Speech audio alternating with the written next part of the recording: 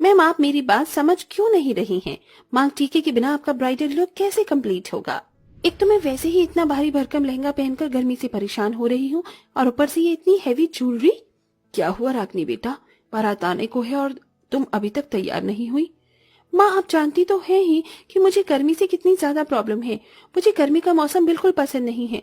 ये सब जानते हुए भी आपने मेरी शादी गर्मी के मौसम में तय की है। रागिनी बेटा, मैं तेरी दिक्कत समझती हूँ। मैंने इस बारे में पंडित जी से भी बात की थी, लेकिन उन्होंने यही कहा था कि अगर इस गर्मी में तेरी शादी नहीं हुई तो आने वाले 2-2.5 साल तक कोई भी शुभ मुहूर्त नहीं है। इसीलिए मैंने तेरी शादी इस गर्मी के मौसम में तय कर दी। बेटा, सिर्फ कुछ समय की बात है। शादी होने के बाद कुछ ही दिनों तक तुझे भारी कपड़े पहनने पड़ेंगे और गहने भी। फिर तो उसके बाद नॉर्मल कपड़े पहन सकती है। पता नहीं मेरा क्या हाल होने वाला है। अब तो मैंने सब कुछ भगवान के भरोसे छोड़ दिया है। थोड़ी देर में बारात आ जाती है। रागिनी की शादी हो जाती है। रागिनी विदा होकर अपने ससुराल आती है, जहाँ उसकी सास कलावती उसका बड़े प्यार से स्वागत करती है। और ऐसे ही शादी का पहला दिन गुजर जाता है और आज रागिनी के ससुराल में उसकी पहली रसोई की रस्म होती है।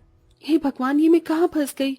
आज मेरी शादी के बाद का पहला दिन है, लेकिन आज गर्मी के मारे मेरी हालत खराब हो रही है। ऊपर से इतनी भारी साड़ी और ये गहने, कहीं मैं गर्मी से ही ना मर जाऊं। अरे बहू, ये तो खुद से क्या बातें कर रही है? कुछ नहीं माँ जी, वो बस ऐसे ही।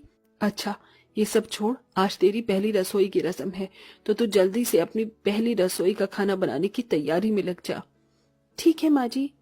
रागिनी खुद को संभालते हुए अपनी पहली रसोई का खाना बनाने की तैयारी में लग जाती है कि तभी रागिनी देखती है कि सिलेंडर तो खत्म हो गया है। माँ जी, गैस तो खत्म हो गई, अब मैं खाना कैसे बनाऊंगी? अरे, तो इसमें इतना परेशान होने वाली बात कौन सी है? मैंने आंगन में मिट्टी का चूल्हा बना रखा है। जाकर मिट्टी के चूल्हे पर खाना बना ले। क्या? मिट्टी का चूल्हा? हाँ, मिट्टी का चूल्हा। माँ जी, गर्मी का मौसम है और बाहर इतनी तगड़ी धूप निकली हुई है। इतनी धूप में मैं इतने भारी कपड़े और गहने पहनकर चूल्हे पर खाना कैसे बनाऊंगी? अरे, तू तो ऐसे कह रही है कि मैं तुझसे चूल्हे पर नहीं बल्कि अंगारों पर बिठवा कर खाना बनवा रही हूँ।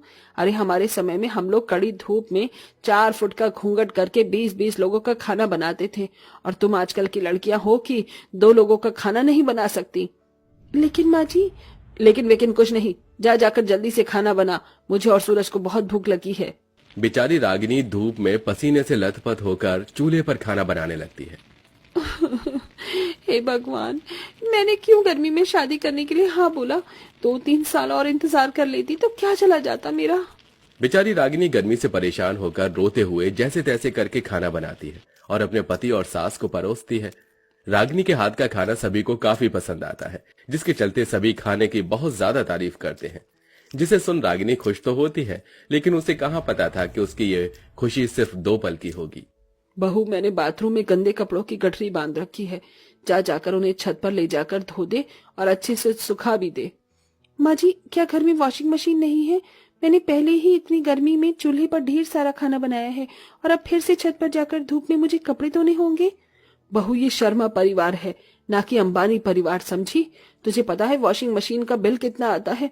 चुपचाप से जाकर छत पर कपड़े धो ले। बेचारी रागिनी छत पर जाकर कड़ी धूप में कपड़े धोने लगती है। हे भगवान, ये तो मुझे कौन से पाप की सजा दे रहा है? एक तो इस हाई ब्लड प्रेशर की वजह से मुझे गर्मी में इतनी परेशानी होती है। जहाँ मैं अपने मायके में गर्मी के मौसम में एसी से बाहर नहीं निकलती थी, वहीं मेरी सास इतनी धूप में मुझसे कभी चूल्हे पर खाना बनवा रही है तो कभी कपड़े धुलवा रही है। ये कहते हुए रागिनी रोने लगती है और जैसे तैसे कर सारे कपड़े धोकर उन्हें सुखाती है कि तभी धूप की वजह से सारी छत अंगारों की तरह गर्म हो जाती है, जिससे रागिनी के पैर जलने लगते हैं। मेरे पैर, कितनी गर्म हो गई है छत। ऐसा लग रहा है छत पर नहीं बल्कि जलते हुए अंगारों पर खड़ी हूँ। रागिनी जल्दी से सारे कपड़े सुखाती है और अपने कमरे में जाकर एसी और पंखा चलाकर बैठ जाती है। अब जाकर थोड़ा सा चैन मिला। रागिनी एसी और पंखे की ठंडी हवा के मजे ले ही रही होती है कि तभी रागिनी की सास कलावती उसके कमरे में आती है और गुस्से से पंखा और एसी बंद कर देती है। पंखा एसी क्यों बंद कर दिया आपने? इतनी देर तक कड़ी धूप में काम करने के बाद मुझे इनकी जरूरत थी।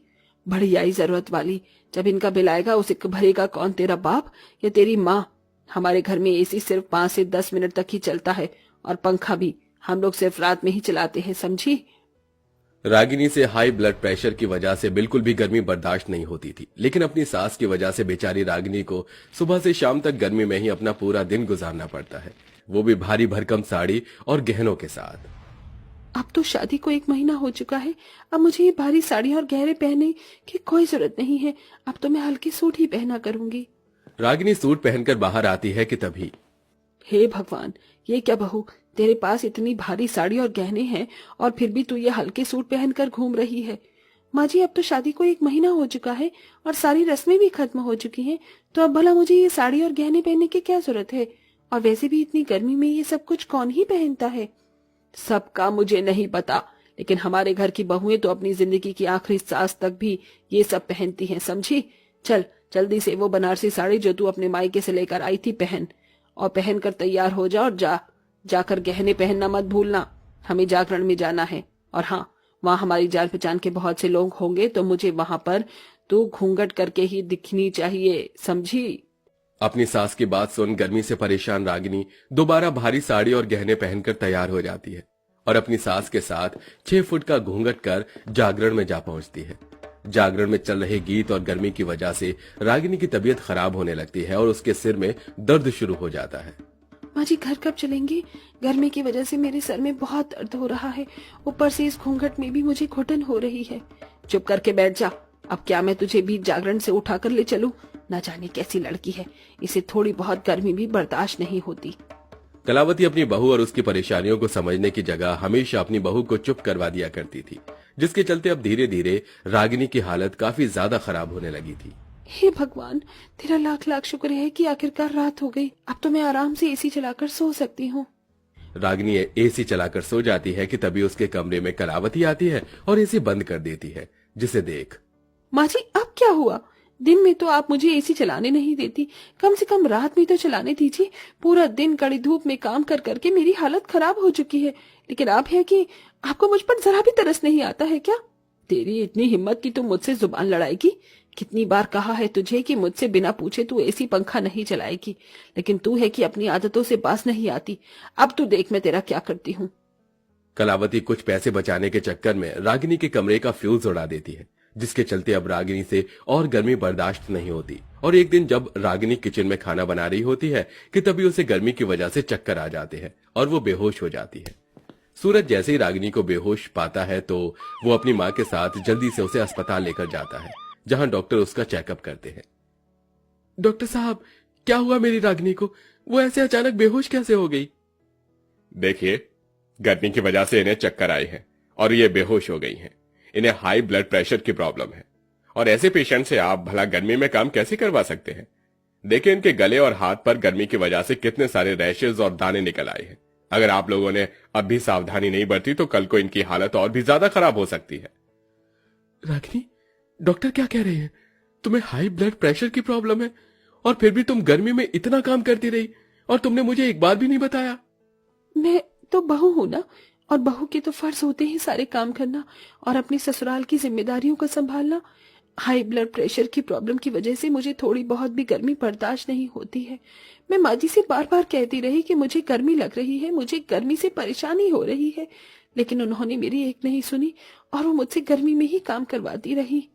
अपनी बहू की बात सुन और उसे इतनी तकलीफ में देख कलावती को रागिनी के लिए काफी बुरा लगता है और उसे अपनी गलती का एहसास हो जाता है। बहू, मुझे माफ कर दे। कुछ पैसे बचाने के चक्कर में मैं तो एक अत्याचारी सास बन बैठी। मुझे नहीं पता था कि तुझे गर्मी से इतनी ज्यादा दिक्कत परेशानी होती है, वरना मैं कभी ऐसा नहीं करती। रागिनी बहू, मुझे माफ कर दे बहू।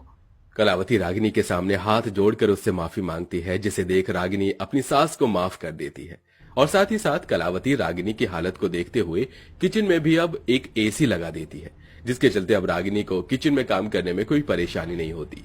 वहीं अब रागिनी भारी कपड़े भी पहनना छोड़ देती है, जिससे अब धीरे धीरे उसकी हालत ठीक होने लगती है। बहू, ये देख मैं तेरे लिए क्या लाई हूँ, नई वॉशिंग मशीन। अब तुझे गर्मी में छत पर कपड़े नहीं धोने पड़ेंगे और ऊपर मैं सुखा दिया करूंगी कपड़े। ओ मेरी प्यारी सासू माँ, थैंक यू, आप कितना ख्याल रख रही हैं। इस तरह सास को अपनी गलती का एहसास हुआ, जिसके चलते अब रागिनी बिना किसी परेशानी के अपने ससुराल में खुशी खुशी रहती है।